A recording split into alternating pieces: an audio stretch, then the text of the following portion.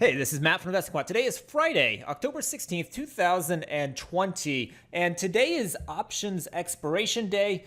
We've seen a little bit of activity around the open that was interesting, where we got a push lower followed by a strong push higher. We have since kind of balanced out the rest of the afternoon after our initial pop and drop, and we haven't really done a whole lot into this afternoon session, except go sideways. It looks like, maybe we're getting some penning action near 3,500 in the S&P. But what I thought would be interesting to show you guys this afternoon is the study that I showed you this morning, which favored the downside on options expiration day. I've got it loaded here in Discover already. This is what we looked at, which is based upon gapping up on options expiration day above a 10 and above a 200-day simple moving average. Now, historically, getting long off the open in this scenario, pretty weak. If you look at the win rates for getting in at the open, exiting at the close, you're seeing 41% in the S&P, 36% in the NASDAQ, so NASDAQ quite weak.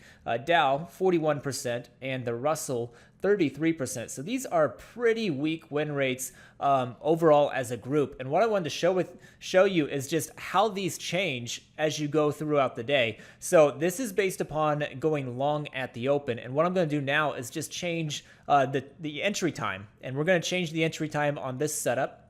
We're going to change it from an intraday open setup to an intraday time-based setup. We're not going to change the actual criteria for the setup at all, other than the entry time. So instead of 9:30 a.m. Eastern time, we're just going to walk it out towards the end of the day and make that 3:15 p.m. Eastern time. Still use a long as the trade type and then exit at the close again. So let me select that and then click View Results.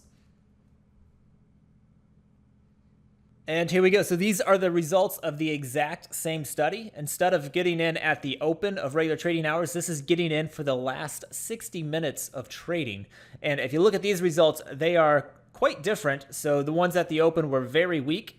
The ones here are more neutral, and NASDAQ's actually slightly favored, whereas NASDAQ was really weak off the open. So we're seeing that the stats are changing throughout the day. And in this one, we've got the S&P, which has gone from about a 40% win rate popping up to a 50% win rate at the end of the day. NASDAQ went from about a 36% win rate. It is now 63% towards the end of the day. The YM was about a 40%. It's still a little weak at 45, and the Russell was the weakest, I believe, of all of them. It was somewhere in the 33% range, and it is up at 46%, so more of a neutral reading here. But what was interesting about this to me was just how off the open it is really weak, but as the day develops, it loses that weak bias. So perhaps the selling activity is done as you get towards the end of the day, and you shouldn't expect a whole lot more as you approach the close if you're looking on the short side. So hopefully you found that helpful. And just a heads up before I sign off here, we will be doing an educational webinar on Tuesday after the close, and we'll be looking at some different environments, bullish environments, bearish environments, trying to get a little bit ahead of the election, because we're probably going to see some different environments following that. So would love for you guys to join us. You can join us by following the link here at the end of the screen. I've also got a link in the description below. Or if you're on our mailing list, you should have gotten an email yesterday about that. So hopefully you guys will join us for that. Have a great weekend, and we will see you next time.